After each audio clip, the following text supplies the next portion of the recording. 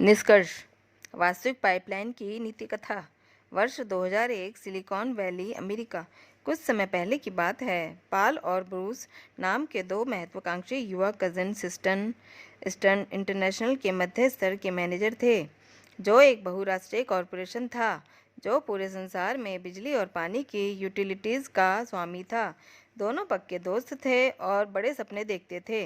वे लगातार बातें करते थे कि किसी दिन किसी न किसी तरह के वे वित्तीय दृष्टि से पूरी तरह से स्वतंत्र हो जाएंगे। वे दोनों ही प्रतिभाशाली भी थे और मेहनती भी। उन्हें तो बस एक अवसर की ज़रूरत थी। एक दिन उन्हें एक अवसर मिल गया। कंपनी ने दोनों मित्रों को सिस्टर्न के विश्वव्यापी सॉफ्टवेयर डिवीज़न में वरिष्ठ मैनेजर बनाने का निर्णय लिया। उनका मस्तिष्क वेतन पहले से दोगुना हो गया था। हमारा सपना सच हो गया था, ब्रूस ने चिल्लाकर कहा। मुझे अपनी खुशकिस्मती पर यकीन नहीं हो रहा है, लेकिन पॉल को इतना यकीन नहीं था। 10 घंटे की नौकरी के पहले दिन के अंत में पॉल की कमर दुख रही थी। उसकी उंगलियां सॉफ्टवेयर को आवश्यकता के अनुसार बनाते बनाते दुख रही थी। वह 50 कर्मचारियों का प्रभारी था, जिनमें से ज़्यादातर असहयोगी और अप्रेरित थे।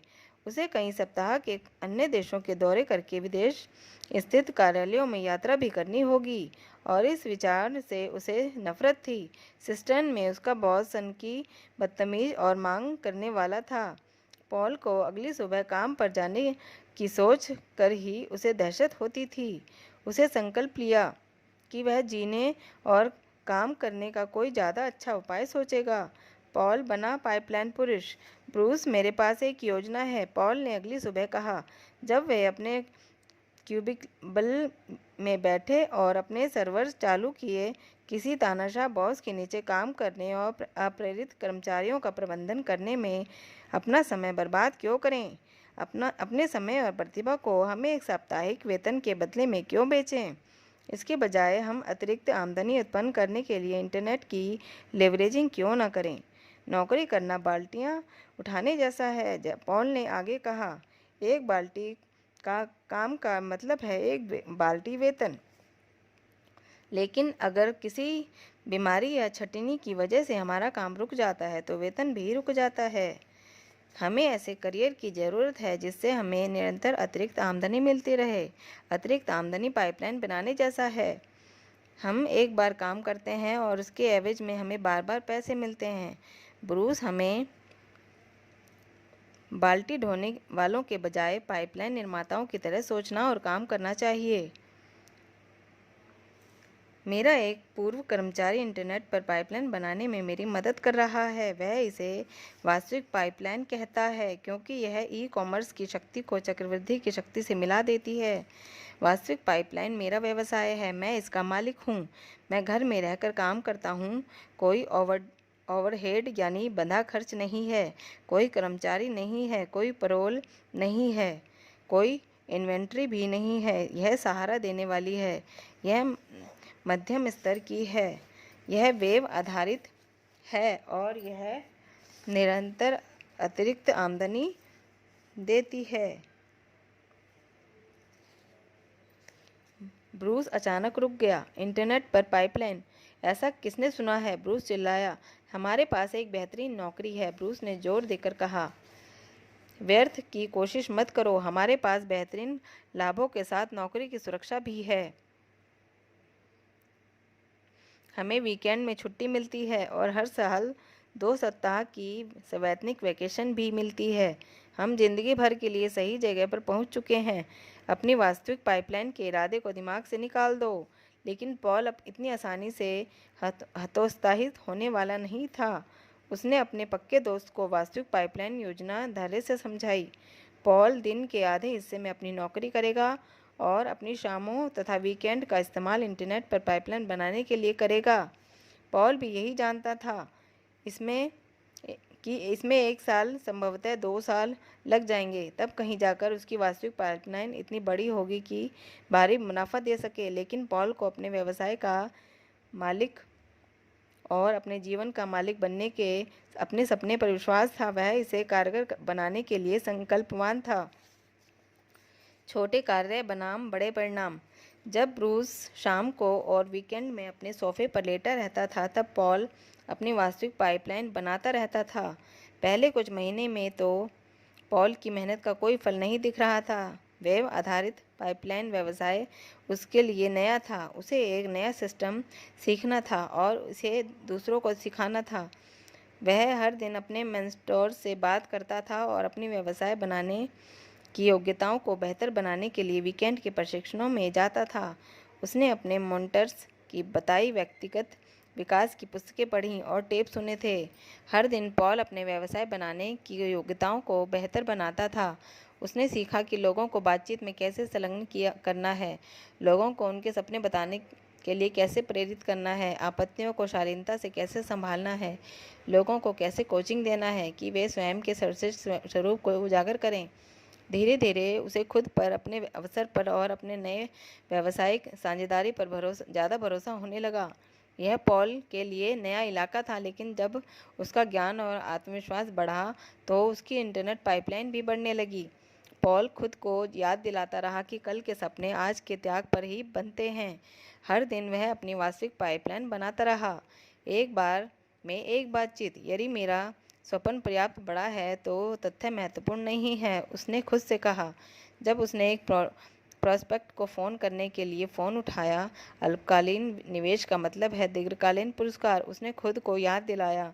जब उसने अपने दैनिक और साप्ताहिक लक्ष्य तय किए, वह यह बात जानता था कि आगे चलकर उसे अपने प्रयासों की तुलना में बहुत बहुत ज़्यादा पुरस्कार मिलेंगे। अपनी निगाह पुरस्कार पर रखो, उसने बार बार दोहराया। जब वह एक सफल ई व्यवसाय निर्माता के प्रशिक्षण ऑडियो को सुनते सुनते नींद के आगोश में गया। अपनी निगाह पुरस्कार पर रखो, नीचे वाला पलड़ा ऊपर पहुंच जाता है। दिन महीनों में बदल गए। एक दिन पॉल को एहसास हुआ कि उसकी ई पाइपलाइन अब उसके मासिक वेतन से आधा मुनाफा देने लगी थी। पॉल अपने दिन की नौकरी में कड़ी मेहनत करता रहा, लेकिन उसने अपने खाली समय का और भी ज़्यादा उत्पादक इस्तेमाल किया। वह जानता था कि यह केवल चंद महीनों की ही बात है और इसके बाद उसकी अंशकालीन पाइपलाइन आमदनी उसकी पूर्वकालिक नौकरी की आमदनी से ज़्यादा हो जाएगी। सिस्टन में लंच ब्रेक के दौरान पॉल अपने पुराने मित्र ब्रूस को एक क्यूबिकल से दूसरे क्यूबिकल तक हड़बड़ी में जाते देखता था। ब्रूस की बाल्टी ढोने वाली नौकरी अपना असर दिखा रही थी। ब्रूस अब तानाशाह बॉस, अयथार्थवादी डेडलाइनों और छंटनियों की दैनिक अफवाहों की वजह से ज़्यादा तनाव में दिख रहा था। वीकेंड पर ब्रूस इस्तीफे के दर्जनों पत्र लिखता था, लेकिन उसने उन्हें कभी मेल नहीं किया।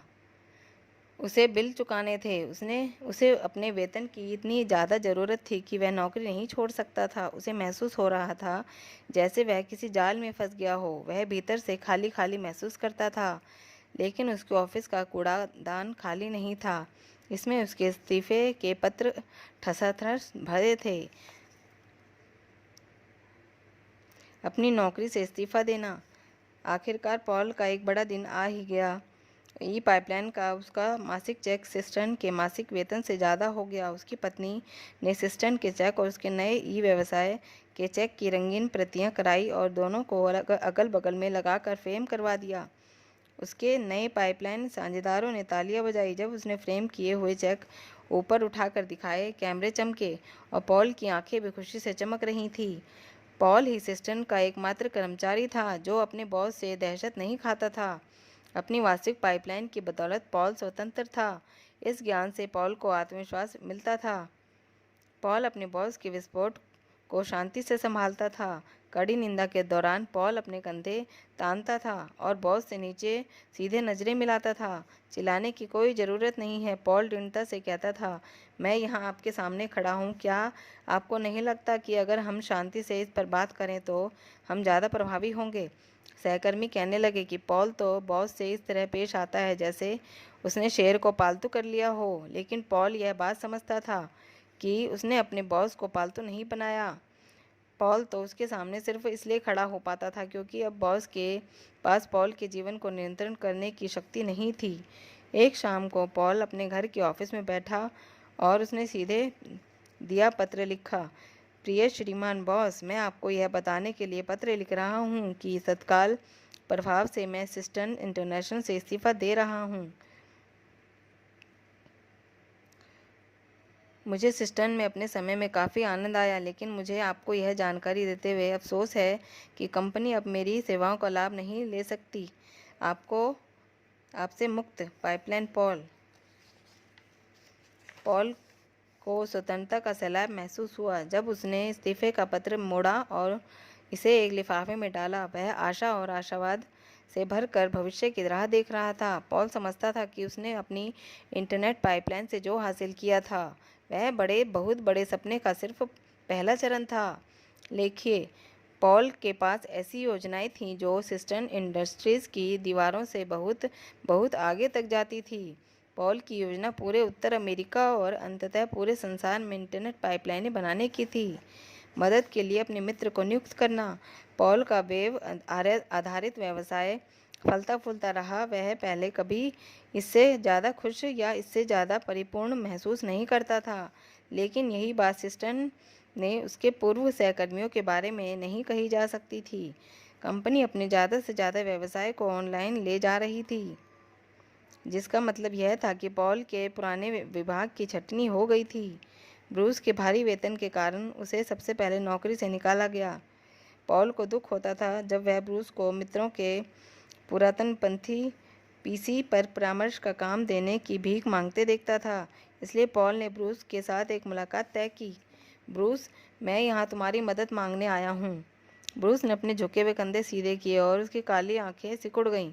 उसने फुसफुसाते हुए कहा, मेरा मजाक मत उड़ाओ। मैं यहाँ शान झाड़ने नहीं आया हूँ। पॉल ने कहा, मैं तो तुम्हें एक बेहतरीन कारोबारी अवसर देना आया हूँ। मुझे 2 साल लगे, तब कहीं जाकर मेरी इंटरनेट पाइपलाइन इतना मुनाफा कमा रही है कि मैं सिस्टर्न से इस्तीफा दे पाया। लेकिन मैंने उसके बाद बहुत कुछ सीखा है। मैं जानता हूँ कि वास्तविक पाइपलाइन कैसे बनाना है, लोगों से कैसे बात करनी है, टीमें कैसे बनानी है, लोगों का विकास करके व्यवसाय का विकास कैसे करना है। मैंने एक आजमाया हुआ सिस्टम सीखा है जो मुझे और मेरी साझेदारों को एक और वास्तविक पाइपलाइन बनाने की शक्ति देगा, और फिर एक और पाइपलाइन बनाने का सिस्टम। मुझे पाइपलाइन साझेदारों की ज़रूरत है। पॉल ने आगे कहा, मैं तुम्हें हर वह चीज़ सिखाऊंगा जो मैं वेब आधारित पाइपलाइन बनाने के बारे में जानता हूँ, और इसके लिए मैं तुमसे एक पाई भी नहीं लूँगा।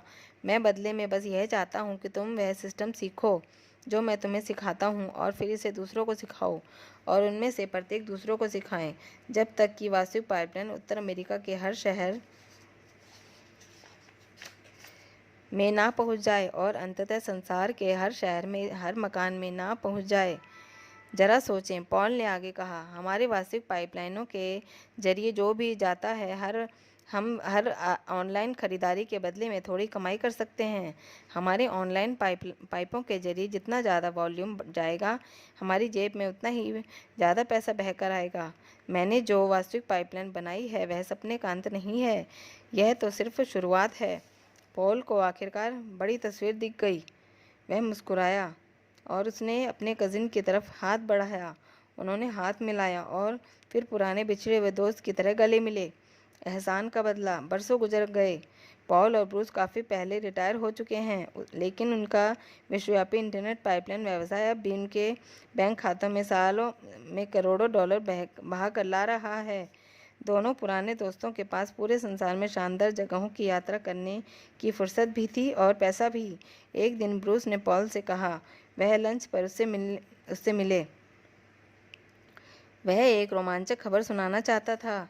पॉल, बरसों पहले तुमने मुझे वेब आधारित कारोबारी अवसर देकर मुझे एक बहुत खास उपहार दिया था। एक उपहार ने मेरा जीवन हमेशा के लिए बदल दिया। मैं बरसों से उस एहसान का बदला चुकाने का कोई तरीका खोज रहा हूँ, इसलिए मैंने तुम्हें आज यहाँ आमंत्रित किया है। यह रहा मेरी तरफ से तुम्हारा उपहार। ब्रूस ने पॉल की तरफ एक लिफाफा सरकाया। उसके अंदर इटली के 2 प्रथम श्रेणी के हवाई टिकट थे। तुम्हें ज़रूरत नहीं है, पॉल ने कहना शुरू किया, लेकिन ब्रूस ने अपने मित्र की बात काट दी। फिलहाल मुझे बात करने दो, ब्रूस ने कहा। जब हम छोटे बच्चे थे तब से हमारा साझेदार हमें बता रहे हैं कि हमारे परिवार इटली से यहाँ आए थे। देखो, इंटरनेट की मदद से मैंने अपने पारिवारिक जड़ों की तलाश की है। हमारी जड़ें तो कजिन तक जाती है, जो मध्य इटली के एक छोटे गांव में रहते थे। पॉल, यह तुम्हें मेरा उपहार है, ब्रूस ने आगे कहा। हम उस गांव की सैर पर जा रहे हैं।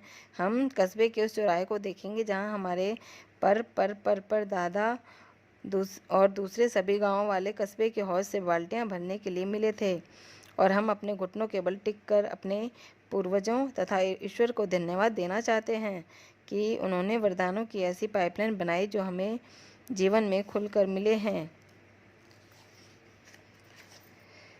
दायरा पूरा करना। पॉल स्तंभ खामोशी में अपने कजिन को घूरने लगा। फिर वह आगे बढ़ा और ब्रूस के दोनों हाथ अपने हाथ में कसकर पकड़ लिए। मेरा सिर्फ एक ही आग्रह है, पॉल ने शांति से कहा। क्या तुम चलने की तारीख अगले सप्ताह से बदल कर कल कर सकते हो? 2 सप्ताह बाद। रोम का हवाई अड्डा खचाखच भरा था। पॉल और ब्रूस इटली में 2 शानदार सप्ताह बिताने के बाद अमेरिका लौट रहे थे। वे अपने पूर्वजों की सड़कों पर चल रहे थे और लंबे समय से खोए हुए दर्जनों रिश्तेदारों के घर खाना खाया था। यह जीवन में एक बार होने वाली यात्रा थी। दोनों दोस्तों ने यात्रा के बाद खुद को नया और दोबारा जुड़ा महसूस हुआ। वे टर्मिनल में अलग अलग बगल में बैठे थे और एक ही पुस्तक की प्रतियां पढ़ रहे थे। कभी कभार उनमें से एक अपने दोस्त की तरफ झुकता था और पुस्तक के एक अंश की ओर संकेत करता था। ओह नहीं, दोबारा नहीं, एक आदमी गलियारे के पार चिल्लाया। मेरी फ्लाइट रद्द हो गई है। एक बार फिर मैं यहाँ से कभी बाहर नहीं निकल पाऊंगा। यह हमारी भी फ्लाइट है। पॉल ने अपने ऊपर लटके हुए मॉनिटर की तरफ इशारा किया। रद्द? अब क्या? पॉल ने अपने पुराने दोस्त की तरफ देखा। ब्रूस ने भी नज़रें मिलाई और वे बस मुस्कुरा दिए। तुम वही सोच रहे हो जो मैं सोच रहा हूँ? ब्रूस ने मुस्कुराते हुए पूछा। तुम वही सोच रहे हो जो मैं सोच रहा हूँ? पॉल मुस्कुराया। ऐसा लगता है जैसे हमें यहाँ रुकने के लिए एक और हफ्ता मिल गया है। वे एक सुर में चिल्लाए जब वे एक दूसरे के हाथ पर ताली ठोकने के लिए अपनी सीट पर उछले। गलियारे के पार वाले आदमी ने इन दोस्तों को इस तरह घूरा मानो वे किसी दूसरे ग्रह से आए हों। आप दोनों किस बारे में अपने इतने खुश हो? क्यों हो? उसने अविश्वास से पूछा। मैं 2 दिन से इस हवाई अड्डे पर फंसा हुआ हूँ। मैं लगातार दूसरे साल अपनी बेटी के जन्मदिन की पार्टी चूक गया। मैं पिछले महीने के दौरान इतने सारे टाइम जोन में रहा हूँ कि मैं नहीं जानता कि आज कौन सा दिन है। अगर यह पर्याप्त नहीं है तो मैं इस साल अपने लक्ष्यों को चूक जाऊंगा, क्योंकि मेरा ग्राहक लालच में आ गया और उसने समझौता करने से इनकार कर दिया है। हमें अफसोस है, ब्रूस ने कहा। हम सहानुभूति रख सकते हैं। हम भी इसी तरह प्रतिक्रिया करते हैं, है ना पॉल? बिल्कुल बिल्कुल करते थे, पॉल ने कहा। तनाव में, दबाव में, थकान में, मुसीबत में, यानी जितनी भी मुश्किलें हो सकती हैं, हमने उसका अनुभव किया। यह पाइपलाइन के पहले वाले दिनों की बात थी, है ना ब्रूस? पाइपलाइन के पहले वाले दिनों से पहले से आपका क्या मतलब है? तनावग्रस्त अजनबी ने पूछा। यह सब किस बारे में है? समझाना अच्छा लगेगा, पॉल ने खुशी से कहा। लेकिन मेरे मित्र और मुझे कार रेटल डेस्क तक जाना है। मुझे अपना बिजनेस कार्ड दें और अमेरिका लौटने पर हमने से एक आपको फ़ोन करेगा। तनावग्रस्त अजनबी ने पॉल को अपना बिजनेस कार्ड थमाया। बदले में पॉल ने उसे अपनी पुस्तक थमाई। इसे लें, अपनी फ़्लाइट का इंतज़ार करते समय इसे पढ़ लें, पॉल ने कहा। जब मैं आपसे मिलूँगा तो हम इस पुस्तक के बारे में बात कर सकते हैं। पॉल ने ब्रूस की पीठ थपथपाई और उसे रेटल कार डेस्क की तरफ ले गया। वह इतनी देर ठहरा कि तनावग्रस्त अजनबी का बिजनेस कार्ड पढ़ ले। Bob Bruno, attorney at law. Bob Bruno, attorney at law, Paul ने कहा। मैं कहूँगा कि मिस्टर ब्रूनो पाइपलाइन बनाने के अवसर का स्वागत करेंगे, है ना? ब्रूनो, ब्रूस ने धीरे से नाम का उच्चारण किया। ब्रूनो नाम बहुत ज़्यादा जाना पहचाना लगता है। ब्रूस ने ना जाने क्यों मेरे मन में इस ब्रूनो के बारे में अच्छी भावना है, पॉल ने कहा।